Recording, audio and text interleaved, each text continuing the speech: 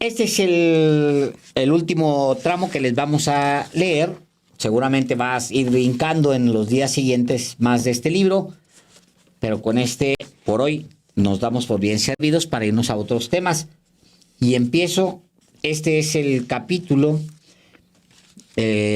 ahora le voy a decir a usted cuál es qué número de capítulo. Es el capítulo 4, se llama La guerra sucia y el desafuero. Ya se imaginará usted el periodo. Y voy. Aunque al principio las circunstancias políticas dificultaron la tarea de gobierno en la ciudad, lo más difícil comenzó a mediados del tercer año de mi mandato.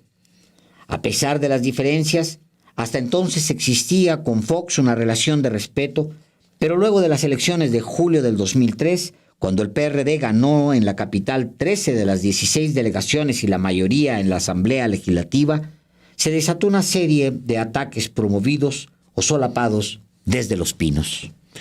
Inicialmente, atribuyo la actitud de Fox en mi contra a la influencia de su esposa. Ella me veía como un adversario, como un rival.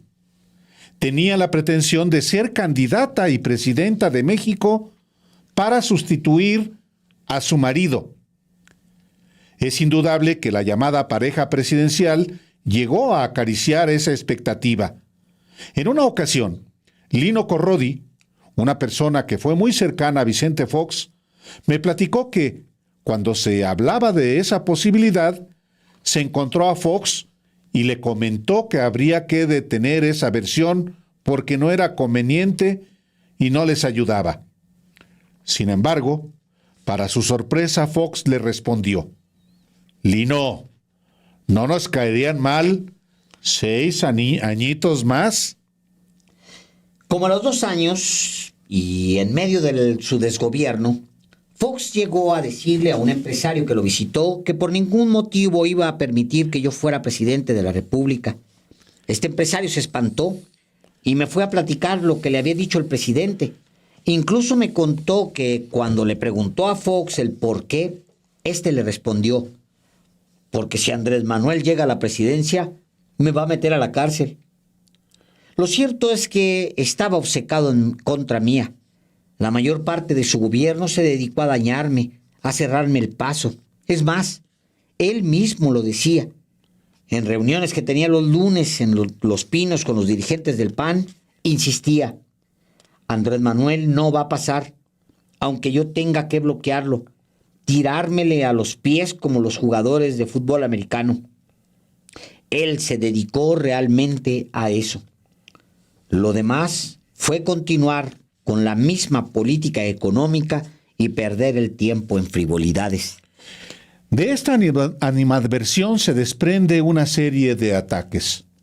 A finales de 2003, por ejemplo, viene el asunto del paraje San Juan. De súbito, un juez ordenó que debíamos pagar 1,810 millones de pesos de indemnización a Enrique del Ábrego por un terreno que el gobierno había expropiado en la época de Salinas. Se trataba de un predio supuestamente de 994 hectáreas, conocido con el nombre de paraje San Juan. Es importante decir que al amparo del gobierno de la ciudad se hacían negocios ilícitos a costillas del erario y cundía la mala costumbre del influyentismo y el coyotaje.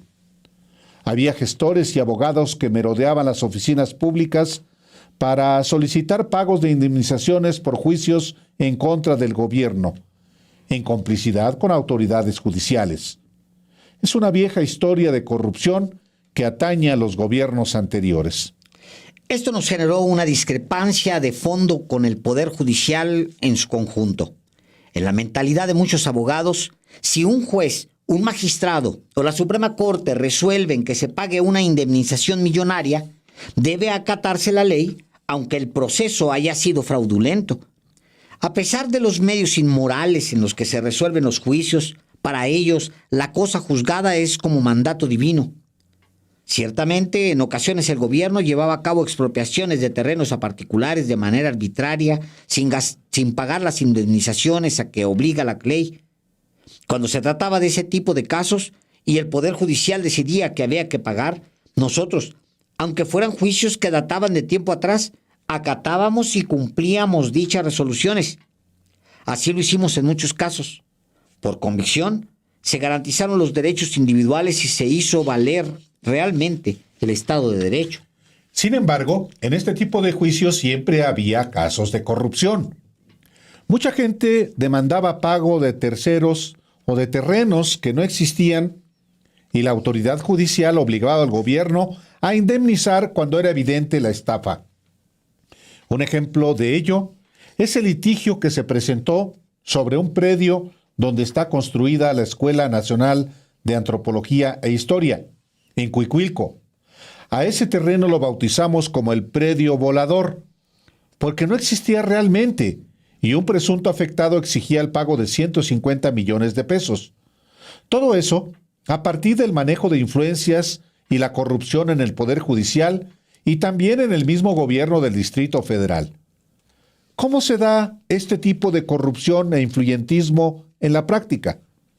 Bueno, si un juez, un magistrado o la Suprema Corte ordenan a una autoridad que pague una indemnización a supuestos afectados, estos por lo general ofrecen una recompensa al funcionario, quien aparentemente actúa en cumplimiento de un mandato judicial, cuando en realidad se está consumando un fraude.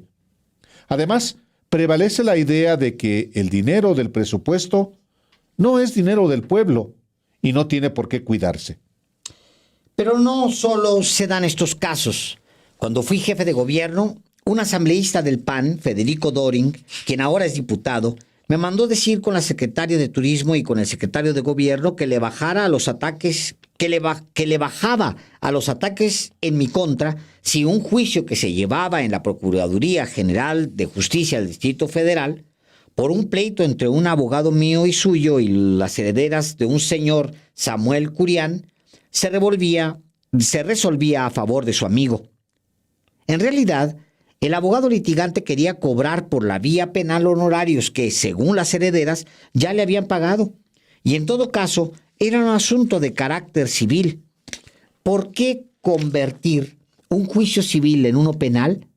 Porque cuando hay una querella, cuando hay un pleito por dinero, $4 millones en este caso, por la vía civil, tarda muchísimo y hay mecanismos de presión, no meten a la cárcel al acusado. Lo pueden obligar a pagar al final de un largo juicio civil. Pero cuando se trata de un juicio penal, lo pueden meter a la cárcel de inmediato y eso obliga al acusado a pagar rápido. En pocas palabras, él, Federico Doring, quería que el procurador Bernardo Batis torciera la ley para favorecer a su recomendado. Esa era la negociación para dejarme de atacar. Es obvio que lo mandé al carajo. Es un personaje inmoral, como lo son la mayoría de los dirigentes del PAN, iguales o peores que los del PRI, y por eso no les tengo ningún respeto. Pobres las personas de clase media que fueron engañadas por estos vivales, que se les las dan de gente decente y hasta de santurrones, y que son, en realidad, unas lacras. Otro de los panistas que encarna el influyentismo es Diego Fernández de Ceballos. Este personaje, siendo senador en 2001, actuó como representante o gestor de Jugos del Valle y logró que la Secretaría de Hacienda pagara a esa empresa, por concepto de devolución del IVA, la cantidad de 1.400 millones de pesos. Esta negociación, llevada al más alto nivel y antes de que se emitiera una resolución judicial definitiva, implicó que de manera unilateral e injusta, la Secretaría de Hacienda recortara, por ese mismo monto, el presupuesto a los gobiernos de los estados, incluyendo el Distrito Federal. Aquí trato un asunto muy penoso porque involucra a la señora María Amparo Casar Pérez, quien ahora sustituyó a Claudio X González Hijo en una organización que lleva el nombre, con mucho cinismo, de Mexicanos contra la Corrupción. Resulta que el 7 de octubre del 2004, el esposo de la señora Casar, Carlos Fernando Márquez Padilla García se suicidó tirándose desde un edificio de Pemex en la Ciudad de México. Como es de rigor, el perito en materia criminalística de campo dio fe de los hechos exponiendo en el acta que, comillas, el occiso realizó maniobras de tipo suicida para privarse de la vida, cierra comillas. Por este lamentable caso, la señora Casar, acompañada de Héctor Aguilar Camín, se entrevistó con el procurador Bernardo Batis para pedirle que cambiara el acta, modificando lo del suicidio por accidente, pues de esa manera podía cobrar el seguro y recibir de Pemex una pensión vitalicia y ayuda para la educación de sus hijos hasta que cumplieran 25 años. Bernardo me contó sobre esta petición y coincidimos en que eso era incorrecto. Sin embargo, el influyentismo se impuso porque aun cuando no tenía derecho ni al seguro ni a otras prestaciones, en virtud de que en caso de suicidio solo se aplicaban las recompensas cuando el trabajador o servidor público llevaba laborando más de 2 años y el finado apenas tenía una antigüedad de 4 años en la institución. 4 meses en la institución, tanto el banco como Pemex pagaron absolutamente todo. Seguro de vida por 17,600,000 pesos y pensión vitalicia a la viuda por 125,000 pesos mensuales.